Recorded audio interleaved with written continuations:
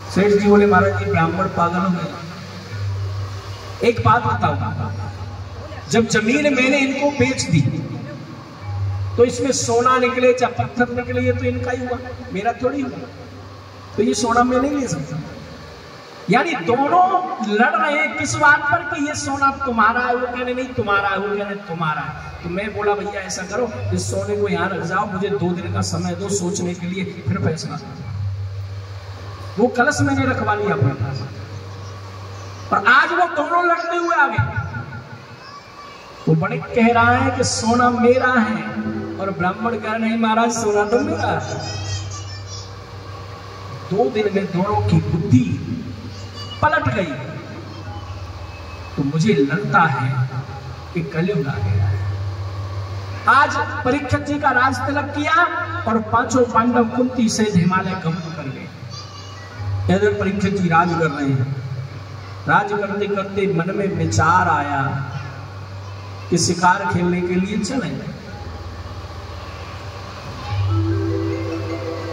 परीक्षित जी दिग्विजय करके आए। उन्होंने जब दिग्विजय करके लौट रहे थे तो उन्होंने देखा कि काला पुरुष गाय और बैल को मार रहा है। बैल का एक पैर है, गाय रो रही है। परीक्षित जी रथ से कूदे, जाकर के उस काले पुरुष को पकड़ लिया, मारने को तैयार। क्यों सता रहा है इस बैल को और इस गाय को? मेरे राज्य से बाहर चला जा।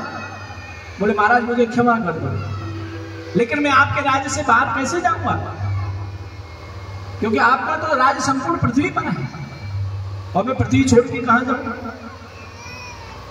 मुझे कुछ रहने के लिए जगह बता दो। तो कली को परीक्षित जी ने जगह बता दी।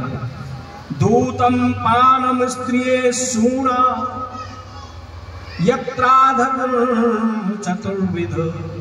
दूत माने जहां पे जुआ खेला जाता हो, शर्त लगाई जाती है, ऐसी जगह पे तुम वास करो। पानम जहां पे पान किया जाता, पान किया जाता मतलब मदिरा पान, नशा आदि किया जाता हो, ऐसी जगह पे तुम रहो।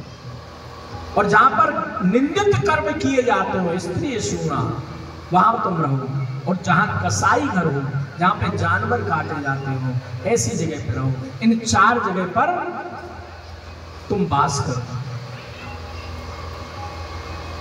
कली बोला महाराज ये तो सब गंदी जगह है, कोई अच्छी जगह नहीं दे सकते। बोले हाँ अच्छी जगह बताते हो, तुम स्वर्ण में वास करो। सोने में, सोने में कली का वास है। लेकिन किस सोने में?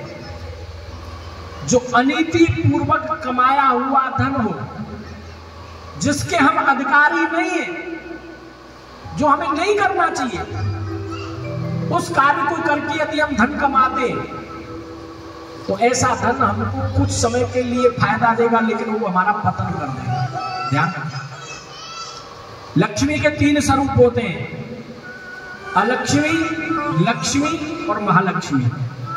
अलक्ष्मी कौन सा होता है? जो पाप पूर्वक कमाया हो, जिसके हम अधिकारी नहीं है, जो हमारा नहीं है, जबरदस्ती ले लिया, लोगों को पागल बना के ले लिया, लोगों को गुमराह करके ले लिया, झूठ बोल करके ले लिया, छीन लिया, चोरी कर ली, कपट से फिर ले लिया, ये अलक्ष्मी होती है। ये धन कभी फायदा नहीं करता, हमेशा चोरी का धन मोरी में ही जाता है। मोरी में जाने का मतलब पतन में जाता है। बीमारी में लग जाएगा, इधर लग जाएगा, कोर्ट में लग जाएगा, प्यार दुनिया भर की टेंशन। दूसरा होता है लक्ष्मी, ये सबके घरों में होती है। थोड़ा सा झूठ बोल के, थोड़ा सा ईमानदारी से, भाई बिना झूठ बोले वो काम ना चले संसार में। लेकिन इतना भी नहीं बोलना चाहिए कि बिल्कुल ही लोगों के जो है राधे राधे है।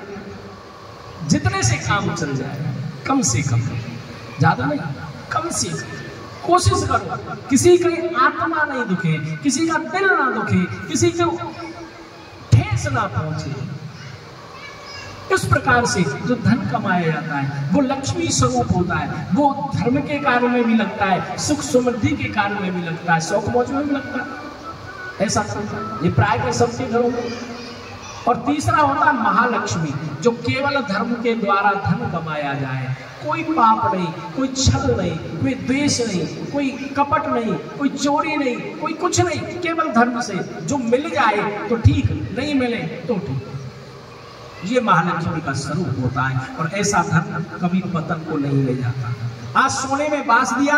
आज परीक्षित जी के मन में आया शिकार खेलने के लिए चले, तो नीचे कोषागार में गए, जाके देखने लगे कुछ ऐसा मिल जाए जो बढ़िया लगे, ऐसा कोई मुकुट हो। तो उन्होंने देखा एक कोने में कुछ मुकुट पड़े हैं, उनमें ही एक जरासंध का मुकुट था।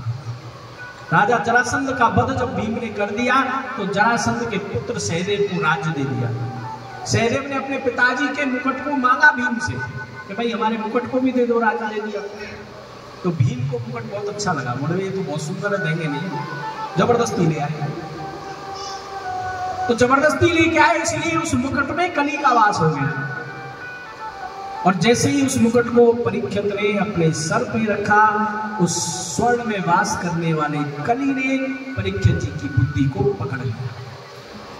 शिकार खेलने के लिए पूरा दिन भटकते रहे, कोई शिकार नहीं मिला। आखिर प्यास से व्याकुल होकर के समीक ऋषि के आश्रम में पहुंचे। समीक ऋषि तप कर रहे थे, ध्यान में बैठे थे। राजा के ऊपर कली सवार था। उन्होंने सोचा ये ऋषि आंखें इसलिए नहीं खोल रहा है कि मेरा स्वागत न करना पड़े। पास में एक मृत सर्प पड़ा था, अपने बाण से उठाया, समीक जी के गले में डाल दिया और डाल करके घर आ गया। इधर एक ऋषि कुमार ने ये कृत्य देखा, जाकर के समीक के पुत्र संगी को ये बात बताई कि एक राजा ने आपके पिताजी के गले में मरा हुआ सर्प डाल दिया। संगी ऋषि ने बिना विचारे कि बिना विचारे जो करे सो पाछे पछता, काम बिगाड़े अपनो और जग में होत रसाय। जो छोटा बच्चा होता ना, उसको ज्यादा शक्ति नहीं देनी चाहिए, ऐसी कोई वस्तु नहीं देनी चाहिए कि वो नुकसान कर बैठे। छोटे बच्चे के हाथ में धारदार कोई चक्कू दे दो, वो क्या करेगा? अपने हाथ ही काटेगा। अग्नि के पास छोड़ जाओ, क्या करेगा? खुद जल बैठेगा। संगी ऋषि पुत्र है, बहुत तेजस्वी है, लेकिन छोटी आयु में उन्होंने सिद्धि प्राप्त कर ली। उन्होंने श्राप दे दिया बिना विचारे। अरे दुष्ट राजा, जिसने ऐसा कृत्य किया है, आज से 7वें दिन तुझे तक्षक नाग डस लेगा, जिससे तेरी मृत्यु हो जाएगी। दौड़ के आए, पिताजी के गले से सर्प निकाला, गले से लग के रोने लगे। समीक जी ने आंखें खोली, क्या हुआ बेटा? आज राजा ने ऐसे ऐसे किया, पता नहीं कौन था। समीक जी ने ध्यान लगा के देखा, कहा कि बेटा तूने अच्छा नहीं किया, जाओ जाकर के उस राजा को बता दो, कम से कम अपने उद्धार का उपाय तो कर लेगा। इधर परीक्षित जी घर आए, राजमहल में आके मुकुट उतारा। जैसे ही मुकुट उतारा, उनकी बुद्धि सही होगी, ओहो मैंने क्या करा। रोने लगे, मेरे से इतना बड़ा पाप हो गया, अब मेरा क्या होगा। इतने में ऋषि को महाराज, महाराज आपको आज एक श्राप मिल गया है, आज से 7वें दिन तुम्हें तक्षक नाग डसेगा, जिससे आपका प्राणांत हो जाएगा। ये संगी ऋषि ने आपको श्राप दिया। आज परीक्षित जी नाचने लगे कि चलो मेरे पाप का दंड मुझे मिल गया, मेरा प्रारब्ध नहीं रहेगा। प्रारब्ध लेके नहीं जाना, इस प्रारब्ध लेके जाते तो अगले जन्म में वो भोगना पड़ता। एक व्यक्ति पूरी जिंदगी उसने भगवान का भला किया, पूरी जिंदगी।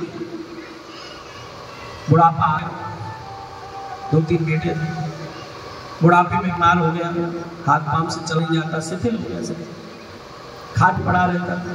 कोई भी काम कराना हो तो बेटों को आवाज देता, बेटा आ जाते, बेटे बेचारे ले जाते, नैमित्तिक कार्य उठा के ले जाते। 1 दिन 2 दिन 10 दिन, महीना 2 महीना 6 महीने, आप जब ज्यादा बीमार कोई पड़ो रहे ना, घर के उतन रह जाए, कितने वो अच्छे हों।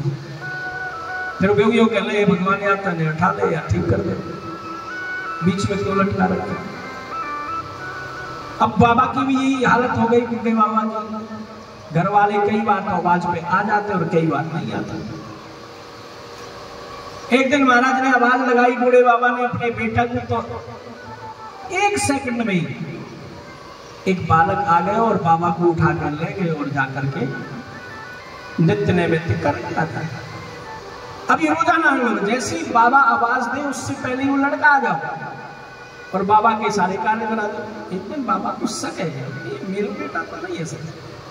पहले तो 4-4 आवाज 6-6 आदमी ना आवे, अब मेरी आवाज लगे ना, वह पहले सामने आ जाए। आज देख कोई कौन है, क्योंकि आंखन पे तो दिखे ना, शरीर काम करे नहीं हो। अब जैसी आवाज लगाई, बेटा के लिए वो बेटा आ गया, हाथ पकड़ करके लेकर के जाने लगा। जब बाबा ने हाथ कस के पकड़ लिया, बता तू कौन है? तू मेरा बेटा तो है नहीं, कहां से आया? तभी एक दिव्य अलौकिक प्रकाश हो गया, दिव्य अलौकिक प्रकाश। और उस दिव्य अलौकिक प्रकाश में मेरे प्रभु खड़े मुस्कुरा रहे हैं।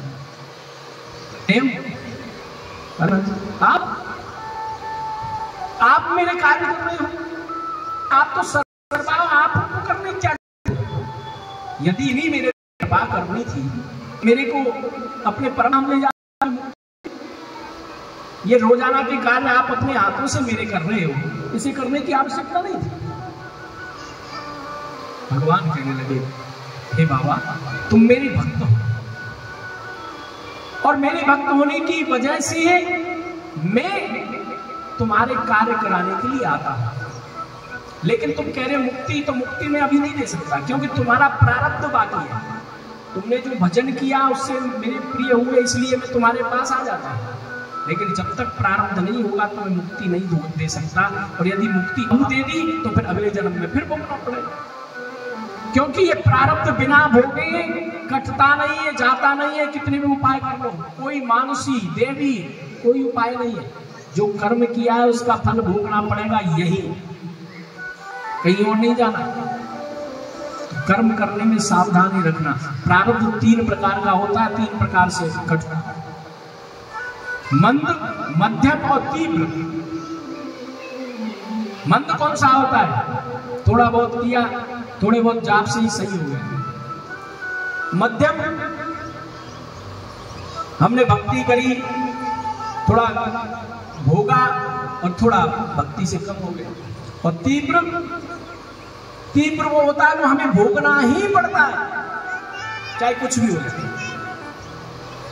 आज परीक्षित जी नृत्य करने लगे, अपने पुत्र को बुलाया जन्मेजय को, और अपना राज्य उनको दे दिया, राज तिलक कर दिया। स्वयं संतों के बीच जाकर के बैठ गए, और जाकर के बैठ करके उनसे पूछने लगे, महाराज मुझे बताइए मेरा उद्धार कैसे हुआ? क्योंकि 7 दिन में होने वाली है, 7 दिन में मेरा उद्धार हो जाए, कोई ही उपाय कोई भी सब कोई ब्राह्मण परीक्षित को उपदेश देने के लिए तैयार नहीं है। यमुना जी के तट पे बैठे हैं परीक्षित जी, चारों ओर से ब्राह्मणों ने संतों ने घेर लिया। और जब सद शिष्य होता है ना, सदगुरु आ ही जाता है। इधर परीक्षित जी अपने ध्यान में अपने प्रभु को मना रहे हैं कि हे गोविंद मेरे ऊपर कृपा करो, मेरा उद्धार हो जाए, ऐसे कोई रास्ता दिखाओ। और इस वृंदावन के पावन स्थल पर यमुना के किनारे बैठ करके ध्यान कर रहे हैं। और जब वृंदावन में ध्यान किया जाता है, ब्रज में, ब्रज ही वृंदावन, ब्रज 84 कोस में कहीं भी आप जाकर के प्रभु का ध्यान करो, प्रभु तुरंत सुन लेते हैं। 84 कोस में 4 गांव निज धाम, वृंदावन और गिरिपुरी बरसानो मृगा।